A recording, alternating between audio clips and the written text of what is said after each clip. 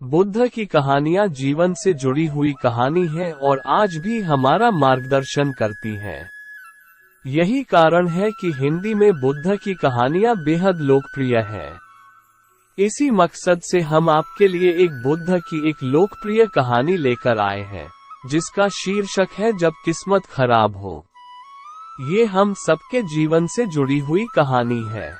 हमें उम्मीद है कि गौतम बुद्ध की ये कहानी आपको पसंद आएगी। एक बार की बात है, महात्मा बुद्ध के शिष्य आनंद कहीं जा रहे थे। रास्ते में उन्होंने देखा कि एक अधेड़ व्यक्ति एक चट्टान पर बैठा रो रहा है।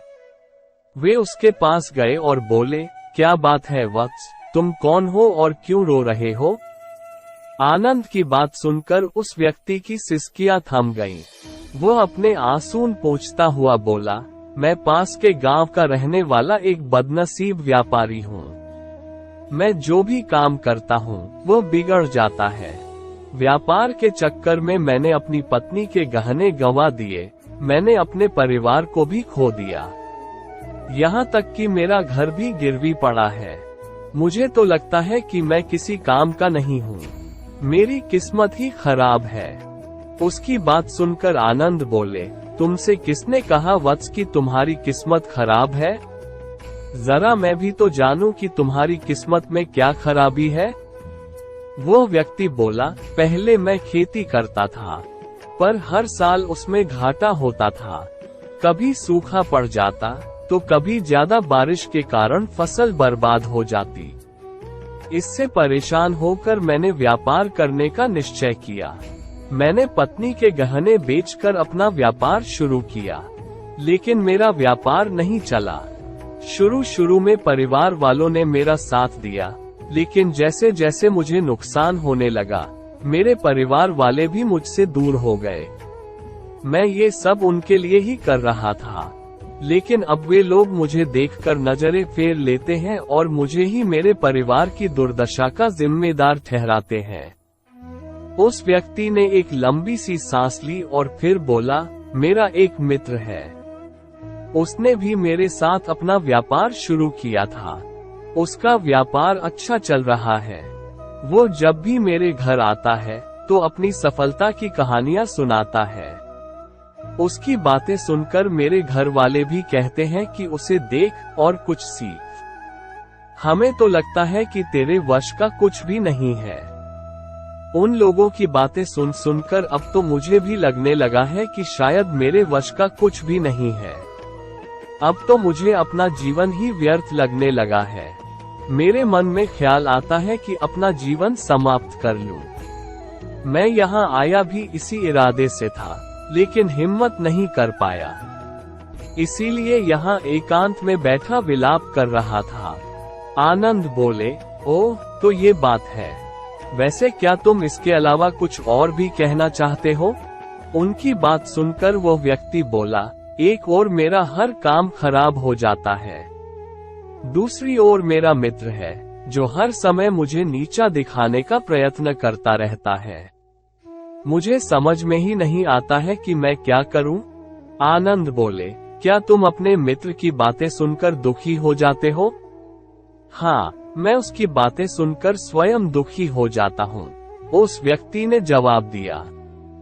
आनंद ने पूछा, तुम्हें किस बात का दुख होता है?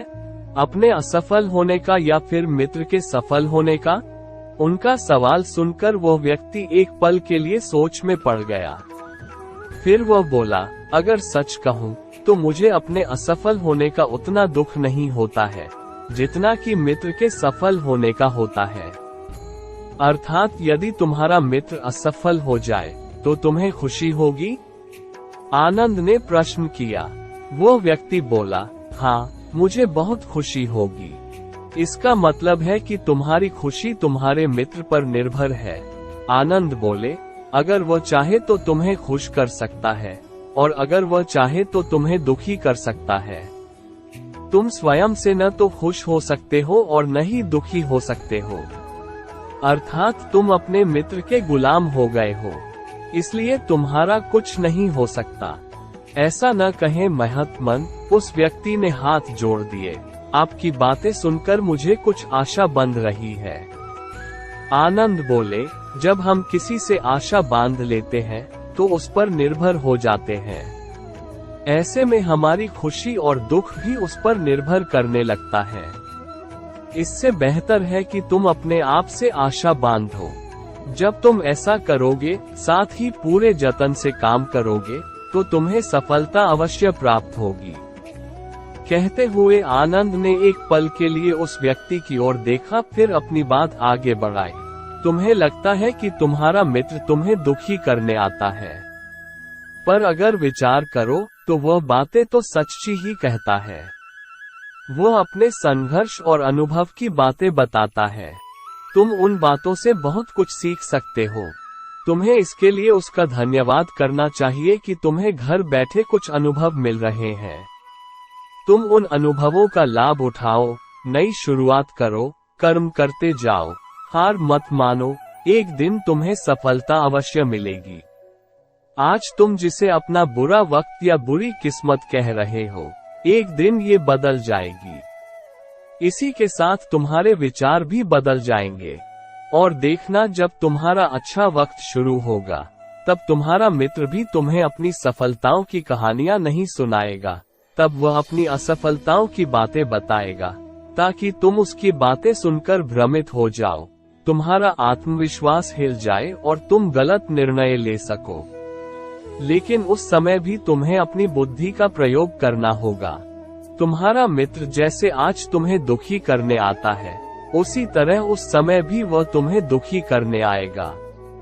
क्योंकि जिस तरह उसे दुखी देखकर तुम्हें मजा आता है, उसी तरह उसे भी तुम्हें दुखी देखने में उतना ही मजा आता है। वो व्यक्ति बोला, आपने सही कहा, लेकिन मेरा सबसे बड़ा दुख ये है कि मेरे परिवार के लोग भी इसमें शामिल हैं। वास्तव में मैं तो अपने परिवार के लिए अच्छा करना चाहता था, लेकिन वे लोग भी मेरी बात नहीं समझते हैं। वे भी मुझे गलत कहते हैं और अब तो वे मेरे साथ भी नहीं हैं। आनंद बोले, मैं सब समझ गया। तुम सांत्वना चाहते हो। वास्तव में इस दुनिया में सभी लोग सांत्वना ही चाहते हैं। हम चाहते हैं कि हम जब भी कुछ करें तो लोग हमारी प्रशंसा करें, लेकिन आमतौर से ऐसा नहीं होता है, इसलिए हम दुखी हो जाते हैं। हमें लगता है कि हमारे मित्र, परिवार वाले सब मतलबी हैं। लेकिन तुम अगर किसी को अपना परिवार मानते हो और उसके लिए कुछ करना भी चाहते हो, तो तुम्हें ऐसा क्यों लगता है कि तुम दूसरों के लिए कुछ कर रहे हो? वास्तव में तुम अपनी खुशी के लिए कर रहे हो। इसलिए परिवार के लिए कुछ करना वास्तव में अपने लिए ही करना होता है। लेकिन अगर ऐसा करते समय तुम्हें लगता है कि तुम दूसरों के लिए कर रहे हो, तो तुम दुखी रहोगे। और अगर तुम्हें लगता है कि तुम अपने लिए कर रहे हो, तो तुम खुश रहोगे। क्योंकि जब तुम अपने लिए कुछ अच्छा करते हो या करना चाहते हो, तब तुम्हें सांत्वना की जरूरत नहीं पड़ती है। आनंद की बातें सुनकर उस व्यक्ति के चेहरे के भाव बदल गए। वो बोला, आप सही कह रहे हैं, मैं समझ गया हूँ। अब तक मेरी किस्मत खराब इसलिए थी क्योंकि वो दूसरों के हाथ में थी। अब मैं अपनी किस्मत को अपने हाथ में रखूंगा। मैं फिर से प्रयत्न करूंगा, पूरे मन से काम करूंगा और जब तक सफलता नहीं मिल जाती, चैन से नहीं बैठूंगा। उस व्यक्ति की बात सुनकर आनंद मुस्कुराए और उसे एक छोटी सी डिबिया देते हुए बोले, इस डिबिया को हमेशा अपने पास रखना। इसमें एक ऐसा राज है जो तुम्हें बड़े से बड़े दुख से भी बाहर निकाल लेगा। लेकिन इसे तभी खोलना जब तुम्हारे जीवन में कोई रास्ता न सुझाई दे और तुम्हें लगे कि सब व्यर्थ है। ये दुनिया व्यर्थ है और यहाँ रहना भी व्यर्थ है। उस व्यक्ति ने आनंद को धन्यवाद दिया और डिबिया को लेकर चला गया। उसने नए उत्साह के साथ फिर से अपना व्यापार आरंभ किया। उसका व्यापार चल निकला। अपनी मेहनत और लगन के बल पर वो एक बड़ा व्यापारी बन गया। परिवार वाले भी उसके साथ आ गए और उसका जीवन हंसी खुशी बीतने लगा। अब वो भूतकाल का रोना छोड़ चुका था। वह भविष्य काल की भी चिंता नहीं करता था, बस अपने वर्तमान को संवारने में लगा रहता था। और जो कुछ भी वह करता था, वह अपने लिए करता था, अपनों के लिए करता था।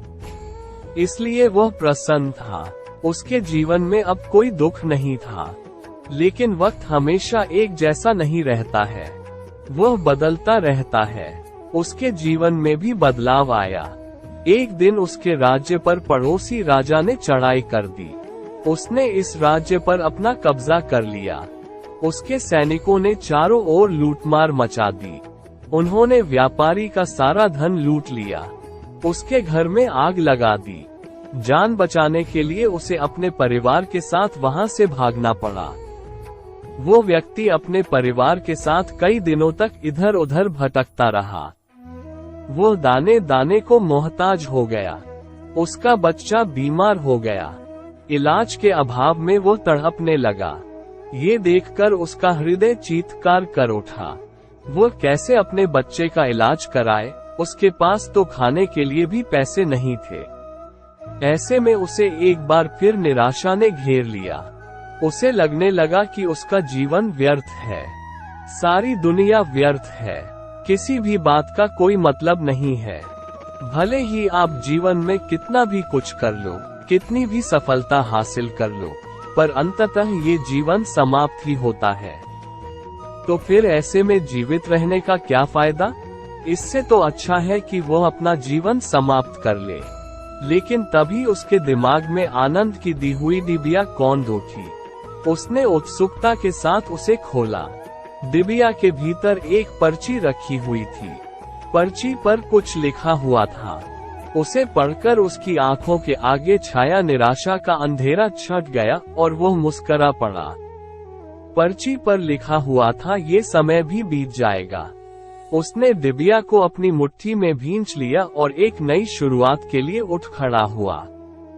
दोस्तों, अगर आप भी ऐसी ही परिस्थिति से गुजर रहे हैं, तो निराश न हो। अपने अतीत पर शोक मत करें, न ही भविष्य की चिंता करें।